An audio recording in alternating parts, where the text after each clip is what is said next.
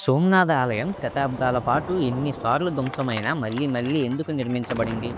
ఈ ఆలయం 17 సార్లు దోచుకోబడి ధ్వంసం చేసినా నేటికి అందంగా స్థిరంగా భక్తులకు దర్శనమిస్తున్న శివయ్య. హిందూ ధర్మంలో సోమనాథ్ ఆలయానికి ప్రత్యేకమైన ప్రాముఖ్యత ఉంది. ఈ ఆలయం చాలాసార్లు ధ్వంసం చేయబడింది కూడా. అనేక మార్లు ఆలయ సంపద దోచుకున్నారు కూడా. అయినప్పటికీ ఈ ఆలయం వైభవం నేటికి చెక్కు చెదరకుండా ఉంది. పురాతన జ్యోతిర్లింగ క్షేత్రం. ఆధ్యాత్మిక విశిష్టత కలిగిన ఈ సోమనాథ్ ఆలయం ఎన్నిసార్లు ధ్వంసం చేయబడిందో తెలుసుకుందాం. వీడియో చాలా ఇంట్రెస్టింగ్‌గా ఉంటుంది. ఎక్కడా స్కిప్ చేయకుండా పూర్తిగా చూడండి. ద్వాదశ జ్యోతిర్లింగ క్షేత్రాల్లో సోమనాథ ఆలయం ఒకటి. ఈ ఆలయం గురించి ప్రస్తావన రాగానే ప్రజలందరికీ ముందుగా గుర్తుకు వచ్చేది ఈ ఆలయాన్ని చాలాసార్లు దోచుకొని నాశనం చేశారన్న విషయం. అలాగే ఆలయం చాలాసార్లు నాశనం చేయబడింది కూడా. ధ్వంసం చేసి మరీ దోచుకున్నారు.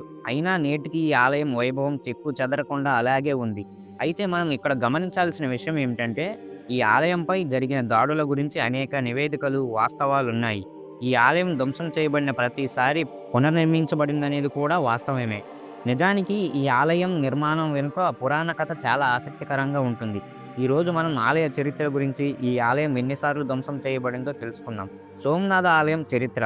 గుజరాత్‌లో ఉన్న సోమనాథ్ ఆలయాన్ని సోమప్రభువు అంటే చంద్రుడు బంగారంతో, రవి వెండితో, శ్రీకృష్ణుడు గంధపు చెక్కతో, భీమదేవ్ రాజు రాళ్లతో నిర్మించారని నమ్ముతారు. ఈ ఆలయాన్ని 4 దశల్లో నిర్మించారు.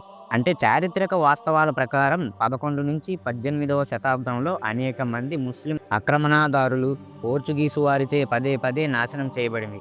ఇలా జరిగిన ప్రతిసారి ఈ ఆలయాన్ని పునర్నిర్మించారు. సోమనాథ ఆలయం 17 సార్లు ధ్వంసం చేశారు.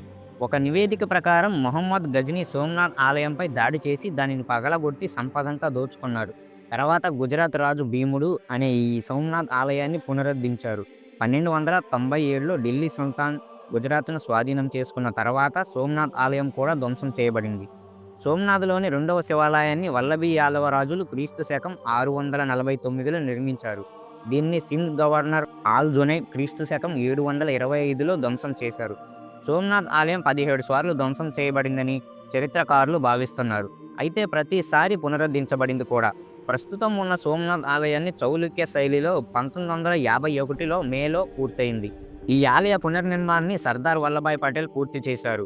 ఇది మొట్టమొదటి పురాతనమైన జ్యోతిర్లింగం. ద్వాదశ జ్యోతిర్లింగాలలో ఈ సోమనాథ్ ఆలయం అత్యంత పురాతనమైన జ్యోతిర్లింగం.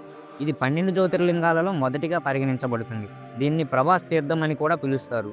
ఈ క్షేత్రం గురించి స్కంద పురాణం, శ్రీమద్ భాగవతం, శివపురాణం వంటి గ్రంథాలలో వివరించబడింది. మరిన్ని ఆధ్యాత్మిక విషయాల కోసం మన ఛానల్‌ను సబ్స్క్రైబ్ చేసుకోండి. మేము అందించే సమాచారం మీకు నోటిఫికేషన్ రూపంలో రావడానికి బెల్ ఐకాన్‌ని ఆల్‌లో పెట్టేయండి.